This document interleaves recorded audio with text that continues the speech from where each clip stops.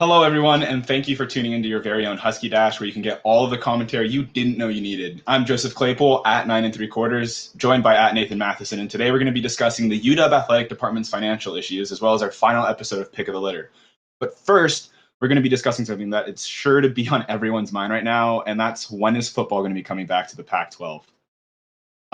This is following a bunch of crazy news that's come up in the past couple of days. The first and foremost really is that the Big Ten is officially starting their season on the October 23rd, 24th weekend. This came out of nowhere. It was pushed forward really through pressures by parents, by coaches, by staff, by students first and foremost, really.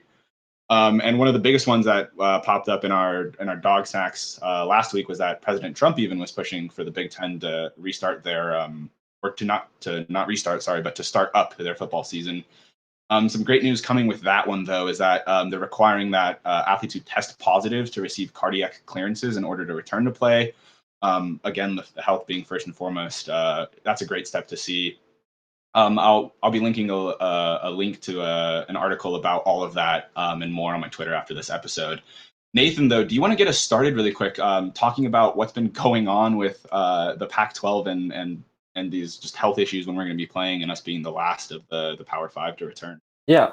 So as you said, the Big Ten just announced they're coming back. So now the Pac-12 is officially the last conference of the Power Five. The other four conferences or the other three already had, and now Big Ten's planning. Yet Pac-12 still left with no plan. We have no plan that we know of. Larry Scott's putting the blame on these governors of states, such as the Oregon governor and California governor, saying that they're not allowing football. But just recently, like today, a couple hours ago, both those governors basically responded saying, especially California said, nothing in our state mandates would prevent USC, UCLA, Stanford, and Cal from playing football. So it's really, I feel Larry Scott trying to blame someone because he doesn't want to have the pressure put on him. And that's my opinion. I know you're very vocal on this. You have a very strong opinion on the Pac-12 football and Big Ten starting up. Yeah, the Big Ten starting up really wasn't the biggest concern for me. I mean, like if they feel ready to go, if they feel like they have the testing protocols, the financial backup, all of these things like ready, in line, planned out, like plan A, B, C, all the way through Z, ready to go, and they feel ready, and everyone knows that they're on the same page. I'm like all for the Big Ten starting up. But yes, I had a really hot take when I caught wind of that USC player's tweet with that letter to the California state governor. When I read through that, me and my roommates we have a really strong connection here to some of the health institutes and research programs going on for COVID. We absolutely ripped through that, and we were just surprised, for one, with some of the wording that these players had chosen, mostly because a lot of it either came from I don't want to say background because I don't know what they're studying, but from they've twisted words from like medical advisory review board for the Pac-12, from press releases, and they've changed words and definitions just slightly to get it to the point where statistics and backup and data just aren't showing what the numbers actually say. One of the biggest ones that I just want to point out first off is that they said that daily antigen testing, which has been made with turnaround times of less than an hour, that's all been done. Like that's factual. Like we have those. And then their quote continues by saying that less than 1 hour time for daily antigen testing reduces COVID-19 infectiousness by 100%. And that's just not how testing works. Testing, whether you do it every day, every month, or every 5 minutes, does not reduce how infectious the disease is or how likely you are to get it. And that being one of their two main points in their letter for saying, like, let's push the Pac-12 forward towards getting football started again. I mean, that just killed me. Like, that's the first step we're going to make towards having the entire West Coast like shoot back up with COVID because of Pac-12. And with that, I think it's too early. Like, all that being said, it's just too early right now. Like, yes, we have those daily testing things, and we have some of those other items in line to provide for a safe, healthy, and smart football season for college students. But right now, like, we should not be pushing for an early, mid, or even late October start like the Big Ten and the other leagues. I mean, I disagree with you on that. And I understand like the health issues. I fully get the ramifications of that, but I look at it more from there's such great science and like the testing. I get that it like the testing, how you said, it doesn't prevent it or anything, but it will catch it early on. And especially in the Big Ten, one of the main reasons that they came back, it wasn't just from their daily testing that they have available to them, but they also have better cardiac screenings. They would find those heart problems that many of these athletes had. That is a major negative people were pointing out. So with all that, I feel that the Pac-12 needs to come back, especially just to kind of regain any reputation it actually has as a Power 5 conference. If the Pac-12 is the only Power 5 conference that isn't playing football this fall, quite frankly, I think of it as an embarrassment to Larry Scott.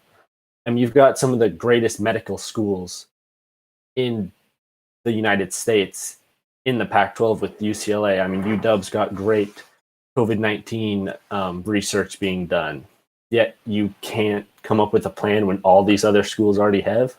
I mean, how's that possible? So I feel that the Pac-12 has to come back, and even their plan of November, that was the plan that Larry Scott said a couple days ago would be his best bet, mid to late November.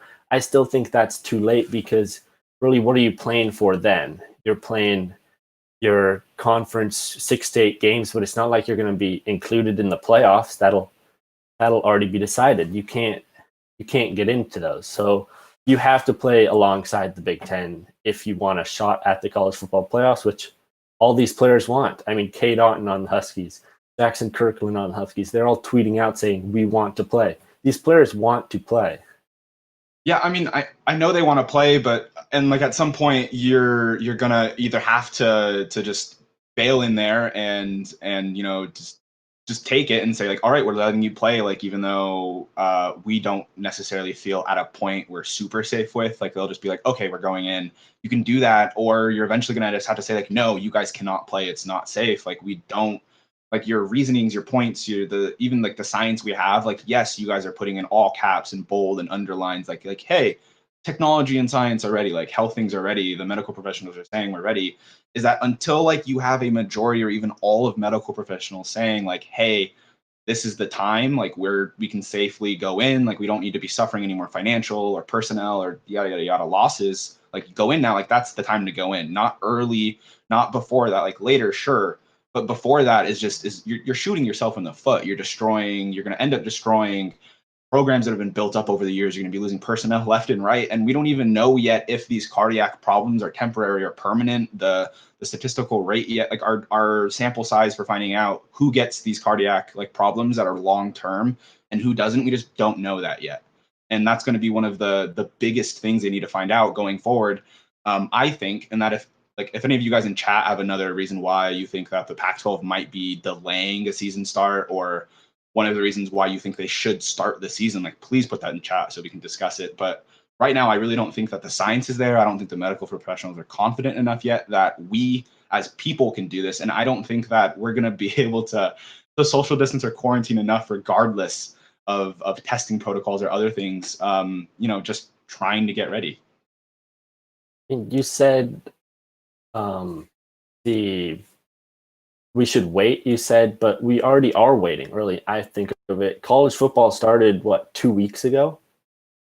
No. College football didn't start 2 weeks ago. A league or two leagues or some leagues in the college football scene started 2 weeks ago. It wasn't college football. It was two teams, however many teams played. I wasn't following very well, but that's what happened.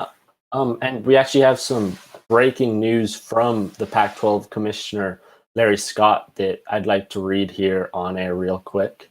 So the Pac-12 welcomes today's statements by Governor Newsom of California and Governor Brown of Oregon that state public health officials will allow the contact practice to return to competition, and that there are no state restrictions on our ability to play sports in light of our adherence to strict health and safety protocols and strong testing, requirements, including our recent announcement partnership with Quidel, which will enable daily rapid testing. We appreciate Governor Newsom and Governor Brown's support. The former, which is consistent with the very productive conversations that he and I had earlier today. Our California and Oregon universities will now each individual and immediate reach out to their relevant county public health officials to seek clarifications on what is required to active the same clearance to resume contact practice and competition. We are eager for our student athletes to have opportunity to play this season as soon as it can be done safely and in accordance with public health and authority approvals. So what's your initial reaction to that right there? That just breaks my heart. There's already signs pointing towards that, like we're already going downhill without this tweet coming out today or football starting up again. I mean, I think CU Boulder on their main their college Twitter page, their head Twitter was tweeting out hey guys, our campus is experiencing a really high uptick in COVID cases. Can we please try to social distance a little bit more maybe? And I think that when a school who's not necessarily renowned for football is already experiencing a massive uptick in COVID cases, you have something that you need to identify what happened at that university, make sure that doesn't happen again, and prevent other similar situations from occurring further. Football hasn't even started in the Pac-12 yet, and one of our schools is already experiencing an uptick. That's a problem. Yeah, that is a problem, and I agree, but I think really it's just a foregone conclusion before the Pac-12 has to announce that they're going to be playing in November or late October or whatever it is, just because of this peer pressure. I mean, Larry Scott's got to have the weight of the world on him right now. Everyone wants to play football, the players. He's going to have to announce it, or like I said before, he'll be left behind of these other Power 5 conferences and no longer. I mean, Pac-12 is on the verge of maybe not even being considered one of these Power 5. It'll just be a Power 4 conference. Paul Finnebon earlier, I saw, he said the Pac-12 doesn't matter. There won't be an asterisk around this season because the Big Ten is now going to be competing in the college football playoffs. So already these guys are saying the Pac-12 doesn't really matter. That's fine. I mean, I have so many examples to pull from here. Let alone just the fact that breaking under peer pressure. Are you serious? Yeah. Are you in elementary school still, Larry Scott? When let's say you had two choices here, right? You had a water bottle and a bottle of poison. Everybody's drinking this Capri Sun punch, right? Poison or whatever. This is the equivalent of Jones, and they're yeah, join us. And at some point you have to be I'm an adult. I think I can make my own decisions here. And I'm going to go with the water bottle and not that almost swore on live TV or whatever. But don't take the thing that's bad for you just because everybody else is doing it. Maybe for once we should all listen to our mothers and not follow our friends off the cliff. Just take a second, take in all of the factors that are coming into this, and notice that it may be early. I mean, I may eat my words here in a month or two and just realize that okay, cool, nothing died, nothing broke. We're good to go. We're making our way through the year. Things aren't progressing horribly. We're making forward progress and upward progress. However, I'm really worried for the fact that in 2 months we're going to be not back where we started, but past it. Just to leave this segment off, it's this thing you see at gas stations all the time.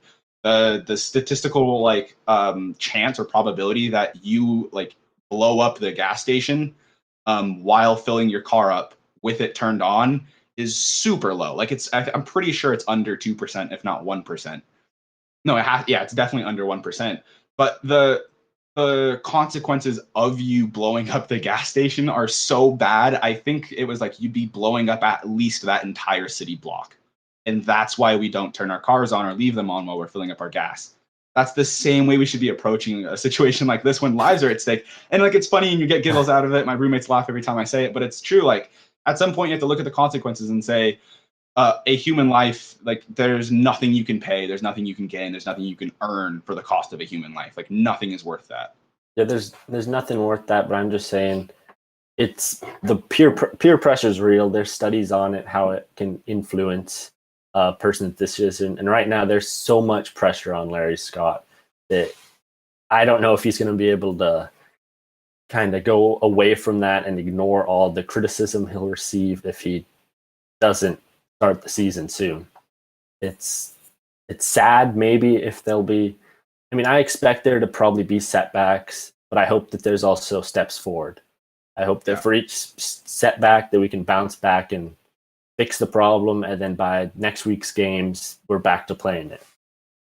Yeah, I mean that really just sends us into our next segment, which is going to be talking about the UW athletic department's budget trouble or financial trouble, sorry, and what their next steps might be. I mean, this is all following what we knew was bound to happen once the seasons were canceled and COVID started running rampant across the world.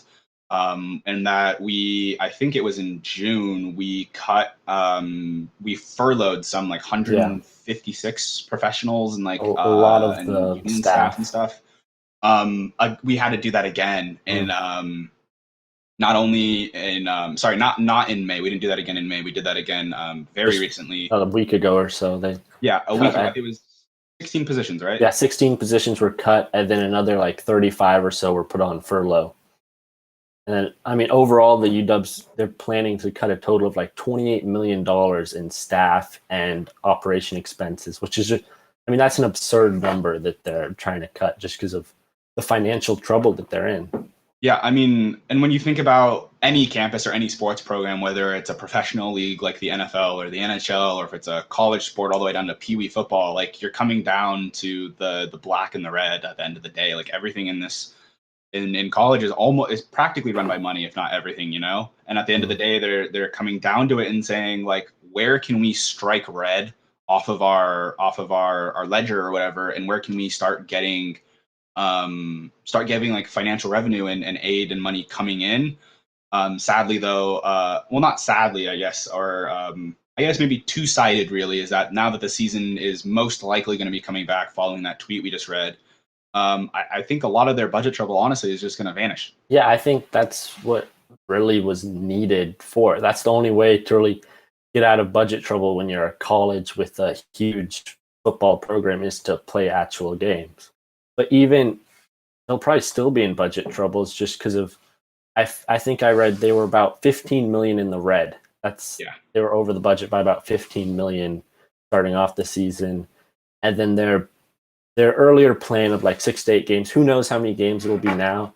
But that was supposed to get them around $73.5 million in revenue, that sounds like a lot. I mean, that is a lot, but it's 50 million less than what their plan in May, which was a 10-game season, would have gathered them. So it's going to be a struggle. I mean, they had to defer. They had to take a deferral on the loan for the Husky Stadium rebuild, which happened in 2010, I believe. Yeah. I mean, that's going to tax on more money. Sadly, yeah. I mean, that's like, that was like $600,000 higher each year they're having to pay. Yeah, I'm pretty sure the way that 1-year deferral works though is that it's like saying like, hey, we're not taking any interest this year. So that was a really smart move by the financial department over there.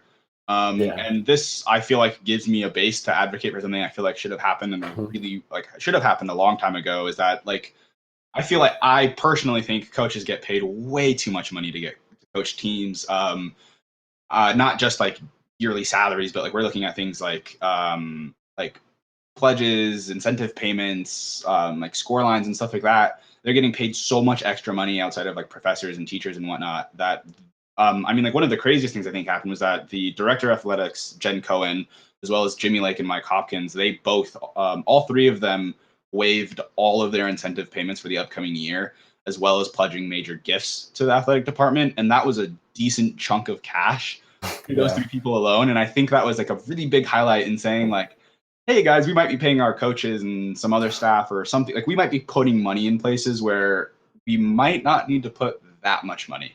Well, I think that I kind of disagree. I think they have to pay them that much money or else they won't have these top tier coaches because other schools will pay them. And if you really think about it in the big picture, the amount of money that these football coaches can make the university by having a great football program, like the Huskies have been a great football program in recent years, it kind of covers the cost of these coaches. I don't know off the top of my head how much money Jimmy Lake makes. Do you know per year? I know that he makes the most money out of anyone who's employed by the University of Washington. Verifiable fact that you can look up on the UW website. I totally believe that, but then in the whole realm of things, he's probably not even one of the top 10 paid coaches in college football. That would need stats backed up, but Nick Saban, Clemson's coaches, these guys in the SEC are making close to $10 million a year. Yeah, I mean, I don't know. That boils down to a completely other problem about how much you pay coaches or personnel staff and whatnot. We can maybe touch on that next week. We come back next week. You'll find out. Watch our Twitters. We'll let you know if we end up touching on that next week. Just lastly, to close this out, I wanted to mention that the athletic department for the University of Washington started a fundraising campaign called Huskies All In, where fans can transition any seat-related gifts and or season ticket payments into donations. Like, you'll transfer it from a normal payment into a donation to the program. They're projected to earn about $3.2 million in donations. Yeah, it was a big letdown. They apparently originally were trying to raise close to $15 million off that, but only 15% of the season ticket holders actually donated their whole season tickets. Yeah, and I mean, every little bit helps, and it's great. But even with that letdown, I'm glad that we're seeing the athletic department like openly say and state that, like, even though they weren't getting as much money as they were hoping, because of like the culture that we've adopted as Huskies, whether it be from admin all the way down to everyday students, is that we've cultivated a culture of like inclusion and making sure that everyone feels like they have a place here.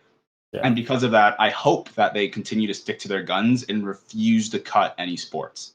Yeah, I hope no sports have to be cut. I mean, I also look at it kind of in the positive. Only 15% actually let UW keep all their money, but then 55% just rolled it over the next season. So it's not like a large amount actually took all their money back. Yeah, so I think that was the silver lining there. These percents translate. The number that they kept was around 3 million. Through donations, and it was about almost 12 million for the ticket sales that got converted into credit. And I think that was a silver lining there, seeing that people did their best in a trying time for everybody. If you have anything else to say on this, please. I think we can head on to our last topic, which has been 3 weeks in the making, counting down 3 weeks to the greatest Husky of all time. And perhaps the how do we put this? It's gonna turn out to be not as exciting as anyone else hoped. It's not going to be the huge debate that we were hoping. I know we both agree on the number one choice, and most Husky fans probably agree on it as well. Yeah. I feel like 98% of people out there run with Steve Edmond. One of my roommates, who I didn't even know followed college football, ran with Steve Edmond and knew the name without like I was just like, hey, like, who do you think the greatest UW player of all time is? He was like, oh, Steve Edmond. And I was like, how do you know that? Like, you're in med school and stuff, and that was really interesting. I feel like another 1% out there might be picking Warren Moon. Certainly for the splash, probably the QB position. Very flashy, very talented, gets a lot of the credit. But today, Nathan and I, instead of talking about our number one pick, which I feel like for most people is Steve Edmond. Well, we should probably touch on him a bit, I guess. Oh, yeah, of course. Go ahead. Well, I'll just give a quick summary. I mean, he wasn't very highly recruited. He was a 2-star. He came to UW. He wasn't even the top D lineman recruited. They had like an All-American in the class. And he redshirted freshman year. The coaches liked him, though. They talked about how he thought he could make a tackle on every play. So that's what you always want. I think of Steve Edmond as the perfect piece of clay that was just waiting to be molded by the coaching staff. And the coaching staff molded him by his sophomore year into an absolute monster. I mean, he led the Huskies to 2 straight Rose Bowls. His junior year, they were undefeated. He won just about every award possible. Pretty much. I mean, let me just read through a list. He was consensus All-American, Outland Trophy, which is Best Interior D Lineman, Lombardi Trophy winner, Best Lineman Linebacker, Bill Willis Award, Top Defensive Lineman, United Press International Lineman of the Year, Pac-10 Defensive Player of the Year, and then he placed 4th in the Heisman, which that doesn't happen for defensive linemen.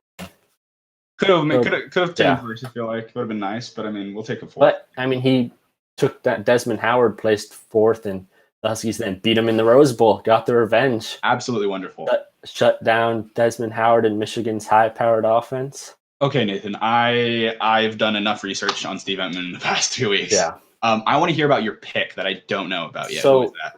So we decided to do an honorable mention just because we both agreed on number one. So we wanted to put a fourth guy kind of into the topic a little bit. And I chose Corey Dillon. He might not be widely known. And I mean, I might not even put him at my number 4 best Husky, but I just wanted to mention him just because of he only played for UW for one season.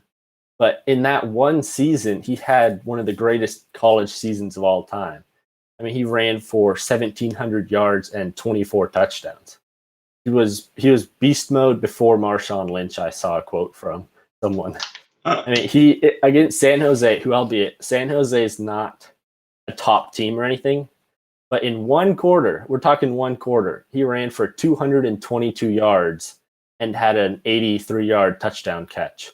He had 305 total yards of offense in one quarter. That's still an NCAA record for a quarter. I mean, just the outlandishness, I feel like, of that record alone is like one that's like, no one's ever going to beat this record because it's ridiculous how it happened.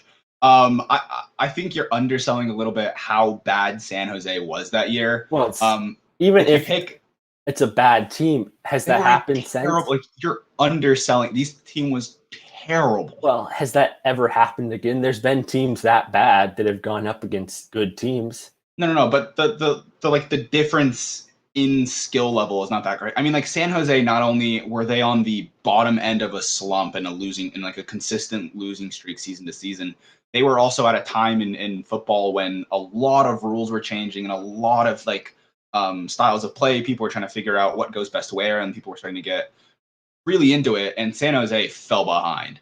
Well, I mean, they went.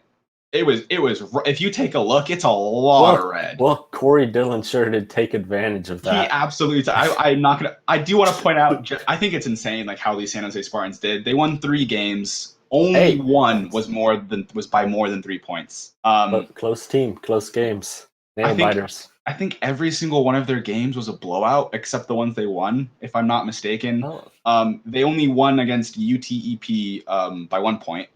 I don't know who UTEP is. I looked them up. I forgot who they are now. They're the Miners, I think, is their mascot, like coal mining or whatever.